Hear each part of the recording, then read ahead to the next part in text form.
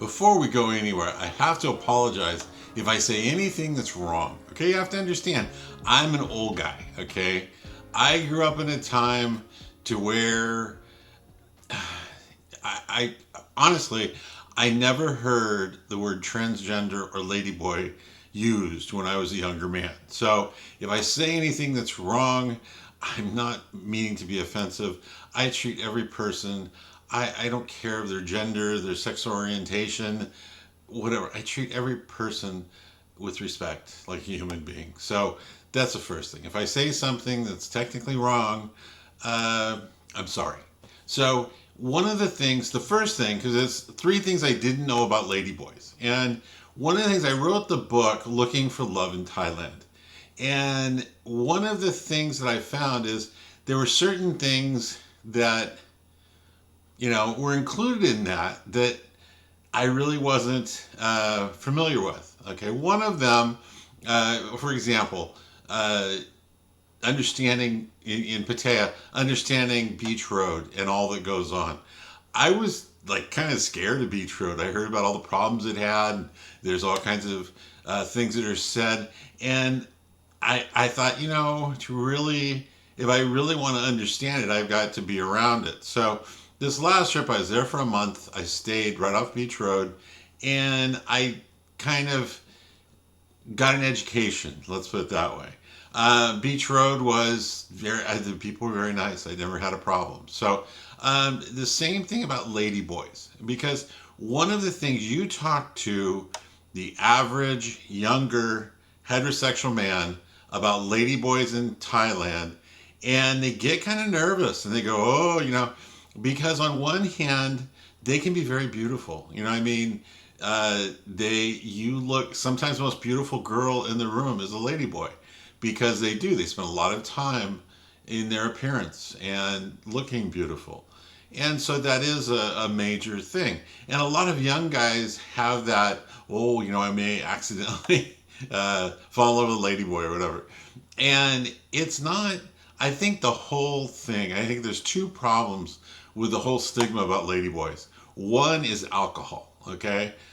I don't think that there's ever been a problem with an interaction with a ladyboy where there wasn't a substantial amount of alcohol.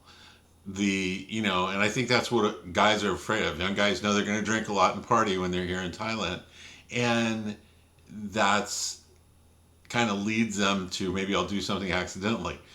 I've never encountered a ladyboy that hasn't been completely honest and upfront that she's a ladyboy. And it also depends on how you ask them.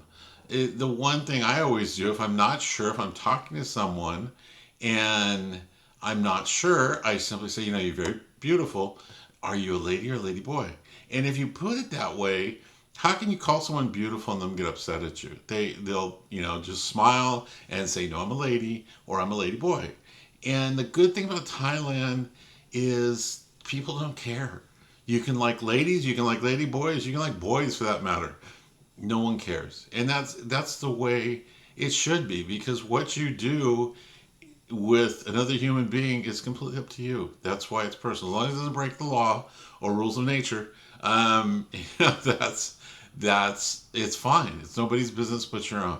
So the first thing that I found out about ladyboys is that they make good friends, and I I don't go out looking for ladyboys to make friends, but when you run into a ladyboy in whatever things you're doing, whether you're shopping or you're out at the bars or whatever, when you run into a ladyboy, they are hilarious usually. They are funny, they're very outgoing, and the whole thing about the second thing other than alcohol is communication.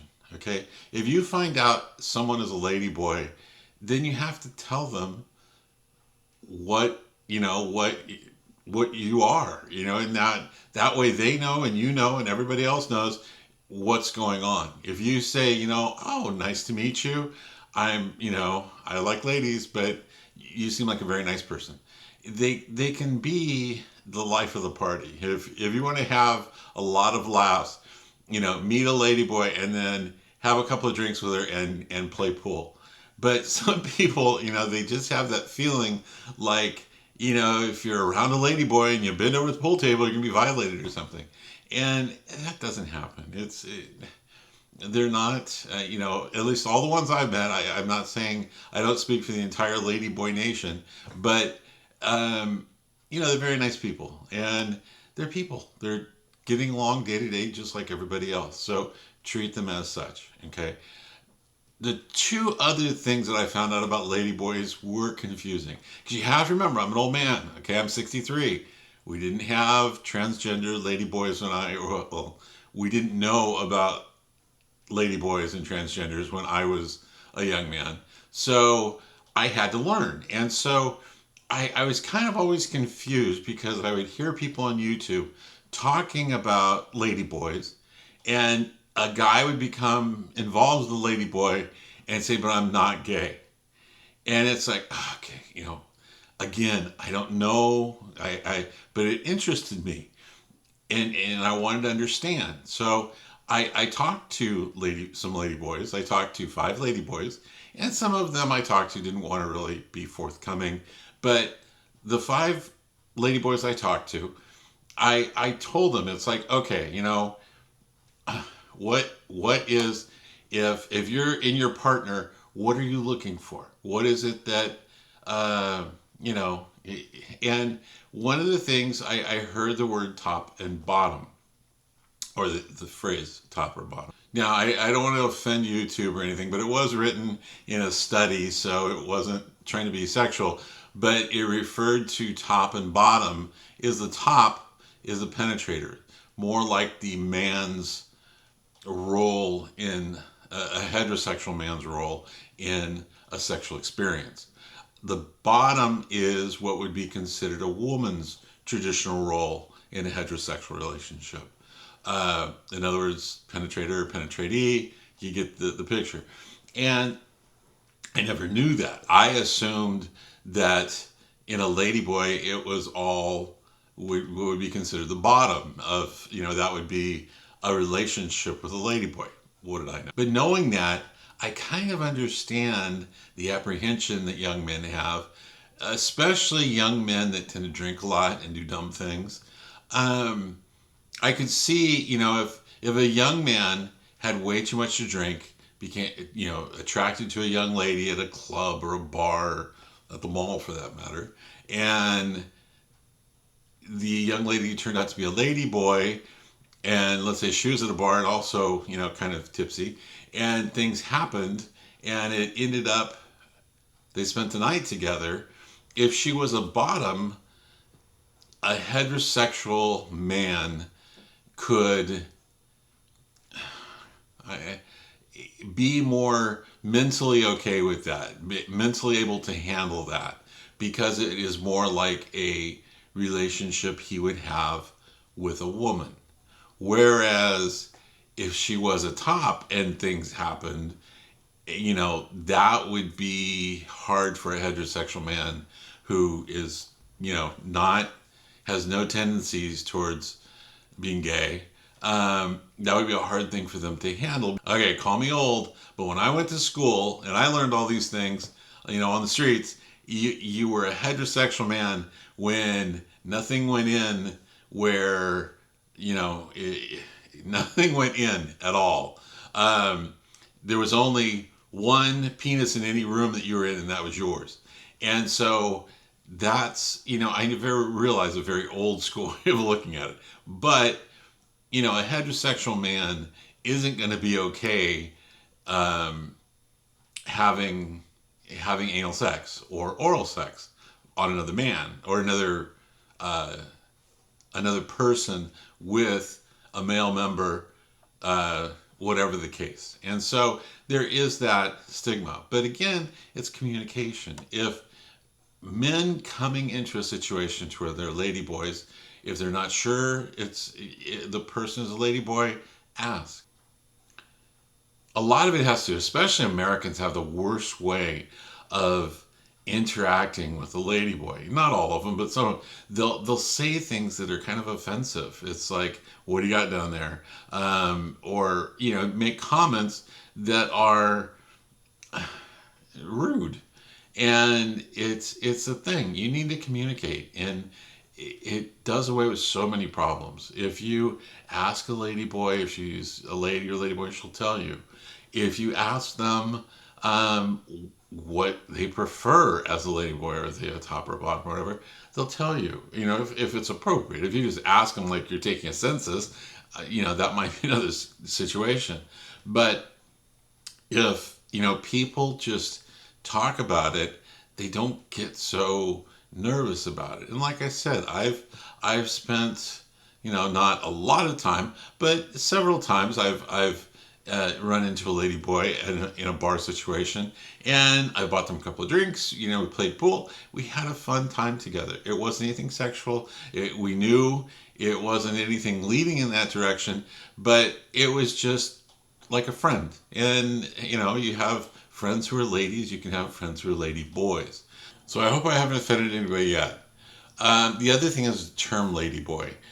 That is something that's kind of specific to Southeast Asia. Ladyboys are the way that transgender people want to be, or of that gender, want to be referred to. And in America, the West, you wouldn't say that. And that's one of the other things that it also that's one of the other things that kind of scared me.